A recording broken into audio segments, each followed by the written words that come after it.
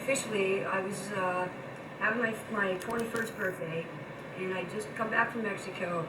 My guitar had gotten lost in the trip somewhere in Mexico. It was stolen. So the friends that I was staying with in Sausalito were friends of John's and fans of John's, and they decided they wanted to get me a guitar for my 21st birthday, and he would be the perfect candidate to go and pick one out. So they had a budget of $300, and he picked one out, and I still have it. It's a great guitar. And he was at my party, and basically he never went away. I think John was my best birthday present ever.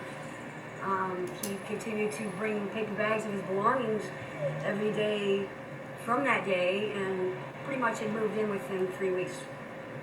And we were together ever since. And at first it was kind of, it bothered me because I wasn't used to, groupies, I guess, and so many people vying for the attentions of my love. But that was rather selfish, and it took me quite some time, actually, 2 or 3 years, being so young, to realize what it was about, what being someone's partner entailed, and how to share and embrace all of those things with a genuine heart. So once I realized that he loved me, and there was no fret, really, that he was just giving the people what they want, and being a performer, that is your job and your responsibility, to perform and to entertain, and to be gracious and sharing. And being the joker and the entertainer, he told great stories. He had some foul humor, and he would make you wonder. He could pull your leg and you would believe him. He was so good at storytelling. Keeping a poker face, I mean, they just loved to watch me cringe. They were scared. Most of the kids were scared of him. He would do things to kids like take off his socks, roll it up in a ball, call it Dixie Doodle, and put their nose in it. It was either that or he'd wet his finger and put it in their ear. So things like that the kids began to look forward to when they were older. And then as the younger kids came along, they'd be telling, hey John, Dixie Doodle them, Dixie Doodle them, like their little brothers or sisters who hadn't experienced that. I mean, John really, in his own words, perceived himself as a rhythm player. He perceived Greg Douglas as a lead player. And indeed, Greg was someone that he would really respect and back rhythmically. So Greg, when they played together, would do most of the solos, and John would just do his nuances, the sounds that you want to hear when you hear John. So it was great to watch them together.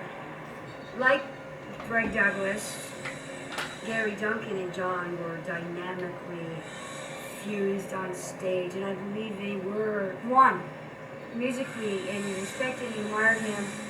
Oh, Terry.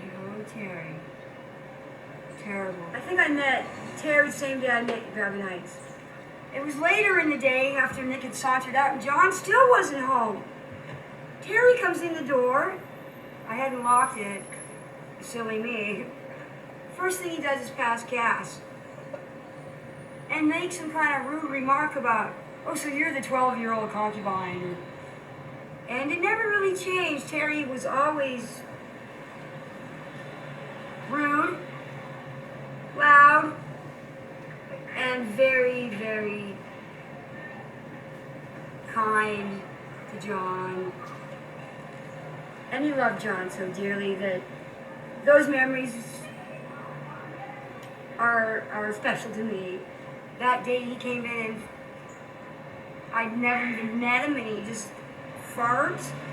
I mean, that's a special human being. And that's why I can understand that John put up with him for so many years. Not to mention the fact that he was an incredible songwriter. And that Terry and the Pirates had a wonderful, wonderful band together with David Hayes. And to me, that was some of the best music I had heard. When John got home, I said, does he always just walk in like that without knocking and immediately offend you? With or without word? And he goes, that's Terry. Terrible Terry. But he was always welcome in our home, and I was always looking forward to his next succession of songs because they would come in barrages. I mean, I've gotten to know David in the past 10 years that I never thought I would, but they share the same birthday. So last year, I did a wonderful, that's the first year I broke the tradition of celebrating John's birthday. Because John's not here anymore, and it's David's birthday. So I went to David's house on his birthday last year. I believe it was his 65th birthday. And I was received with open arms and big hugs. And it felt wonderful to be celebrating David's birthday because he was still part of John's life that I'd never gotten to know. He was very patient. He never had a bad word to say about anybody. And that is something that I think he passed on to other people as well. And he made us all feel really special. And I'm just happy that I got to be one of those people on the dance floor of life with John.